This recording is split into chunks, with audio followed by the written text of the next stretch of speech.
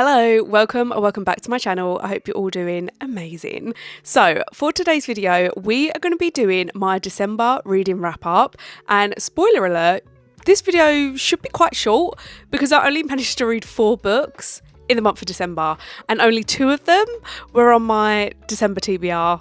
I know, it's absolutely shocking.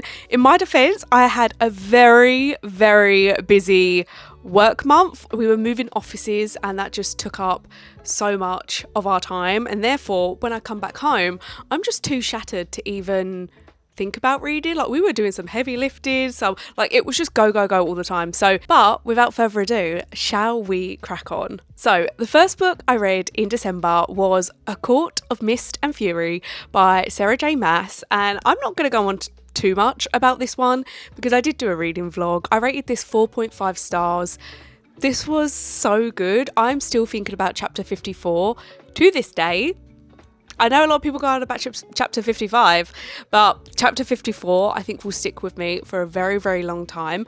Obviously, this is the sequel to A Court of Thorns and Roses, so I can't really go into too much detail on the plot, but I do think majority of people have either read this or know what it's about. But yeah, this was incredible. I will say I was expecting a little bit more just because I've heard that this is everyone's favourite in the series, but I just thought it would be a little bit more fast paced. I did find the beginning a little bit slow, but actually in hindsight it works perfectly with the ending and even the run up to the ending, so it did actually work really well. I did rate this a 4.5. I was contemplating whether to rate it 5 stars, but I do think I'm going to stick with a 4.5. But honestly, this was such a captivating read. I'm loving the series. Like, I can't believe I've not read this sooner. I can't believe I put it off for so long. But Rysand, I love him. I love him. And now I understand why everyone goes feral for him, because he's a sweetie. He is a Dark Lord and he is a sweetie, and those 2 words definitely deserve to be in a sentence together. But yes, overall, highly recommend. Obviously, if you've not read the series so far, please do, especially if you like your romantasy. You are absolutely going to divulge into this series. You're going to love it. So yes, we hit the ground running for the start of December. My next read was Holiday Ever After by Hannah Grace, and I rated this one 3 stars. I was quite disappointed with this book, especially because I loved the Maple Hill series. For some odd reason, that series has such a soft spot in my heart, and I don't even understand why, because realistically on paper it should not be my thing, but I love the Maple Hill series. But this, it was just okay. It's not that I didn't enjoy it, it was just maybe I expected more. Essentially, this is kind of like the epitome of a cheesy Hallmark Christmas movie in a book, and I'm not even sure that's my thing. Cheesy Christmas Hallmark movies, I know some people absolutely love them. I'm not sure they're for me, and therefore maybe that's why this book isn't for me. So we have Clara Davenport, and she works for her father's company, and they are kind of one of the biggest manufacturers of children's toys. But one day they're involved in a little scandal and they're being accused of stealing an individual's toy. So basically they're just ripping off this independent creator.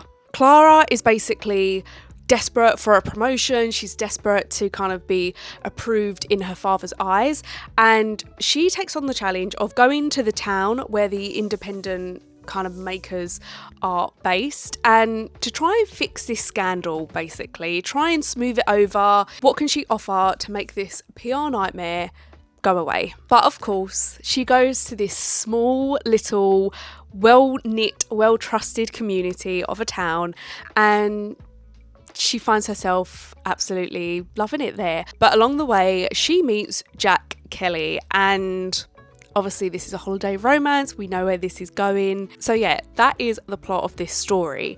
Now, I really enjoyed this. I think it started off really strong for me, but then I just felt the characters, I don't know, I think I didn't gel with the characters. Clara, I believe she's supposed to be about 30, but sometimes with her actions and her dialogue, she honestly acts like 16. Like, I just couldn't picture her being a fully grown adult sometimes. And Jack Kelly, our MMC, I didn't really care for him. I don't know, nothing really stood out, I think, for me. Also, I just I wanted a really Christmassy book, and I don't think I felt the Christmassy vibes in this one.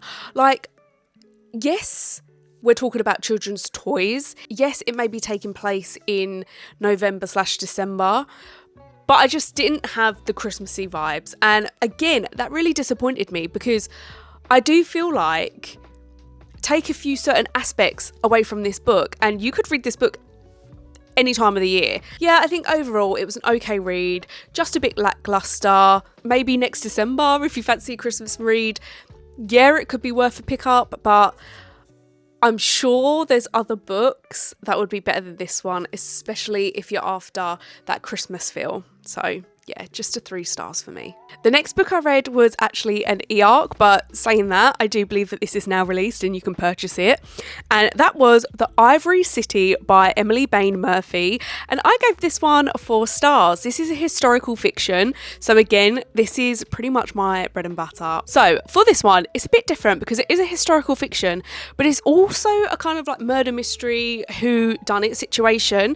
But what really intrigued me is this was actually in the backdrop of the St. Louis World Fair, which I believe took place in 1904. I just wanted to double check. And I didn't really know too much about the World's Fair, but this fascinated me. Like, this honestly is kind of a part of history I had no idea about, but I'm so glad that I've kind of read this book, done my own research and whatnot, because I was absolutely fascinated by it. As much as you are trying to figure out this murder mystery, the backdrop of the St. Louis World Fair, it gave so much atmosphere, and Emily Bain Murphy actually gave a lot of descriptions of kind of what was at the World Fair, which actually blew my mind. I mean, I won't say anything, and if you do know about this part of history, then you would know what it is, but it's incredible. This is why I love historical fiction, because you do actually learn so much from these books, and it also makes you want to go and do your own research. And the fact that you come out of this book learning so much about a topic that you had no idea about before, it just fascinates me. But anyway, I'm digressing. So for this one, we have got Grace, and she visits her cousin Lily, and they're really close. They're kind of been best friends since they were younger, but Grace is actually in kind of a lesser social status than Lily, and they decide that they would like to attend the Ivory City, which is basically the city of where the St. Louis World's Fairs take place, but of course in this fictional city. Along the way, a murder actually occurs, and the suspect for this murder is Lily's brother, Oliver, Grace's cousin. But Grace is so dead cert that Oliver didn't do this. He doesn't have this bad bone in his body, and she is on a path to prove that Oliver is not the one that committed this murder, and we're just going along for the ride. So again, as you know, I really enjoyed this one. I actually think the atmosphere really played a part. Emily Bain Murphy's writing really brought the city to life so vividly, to the point where you really feel like you're in the exhibitions yourself, because obviously so much is happening at this fair, this Ivory City, and the way that Emily Bain Murphy describes it just really makes you really feel like you're experiencing this wonder with the characters. It was incredible. I really enjoyed the characters. Our main FMC, Grace, I thought she was great, really likeable, really made me want to root for her. There is a little maybe love story sprinkling in, and again, you're rooting for her, really wanting her to find kind of her true love. And yeah, I really enjoyed it. Even the side characters, I thought they were flushed out really well. There were some twists, and I do think some of them were predictable, some of them I didn't get, and actually something quite major happened right at the beginning, well, near the beginning, and it kind of shook at me. I was like, oh my god. But the actual murder mystery part happens quite late, so I would say around, it might have been about the 25% mark, maybe a little bit inaccurate with that, but actually it didn't take away from the story, because she was describing what the city was like. It didn't impact the fact that the murder mystery occurred later in the book, or what you would typically expect in a murder mystery book. I think if you do love your historical fictions, then this is definitely one to pick up, especially even if you know nothing about the St. Louis World's Fair like me. I still really enjoyed it, and actually I don't even know if that made my reading experience even better. I do think the first half maybe was a little bit slower than the second half. Personally, for me, it didn't make a difference, but once that second half got going, I could not put the story down, and yeah, a very good, solid 4 stars. And then the final book I read in December was The Favourites by Layne, Fargo, and I rated this one 4.5 stars. This one did not disappoint me in the slightest. So for this one, we've got Katarina Shaw, and from a very, very young age, she has always known that she wants to be an ice dancer. And not only that, she wants to represent USA at the Olympics and win. So obviously when she was younger, she would be skating quite a lot, going to the training rink and etc. And one day, this boy is just staring at her, absolutely entranced in Katarina's skating. And this turns out to be Heath Rocher. Now, he's not in a very good position, as in he's not very wealthy, he doesn't have the best home life, but he soon finds out that Katarina is actually the one rock that he can depend on. They soon become friends and actually partners, both on and off the ice.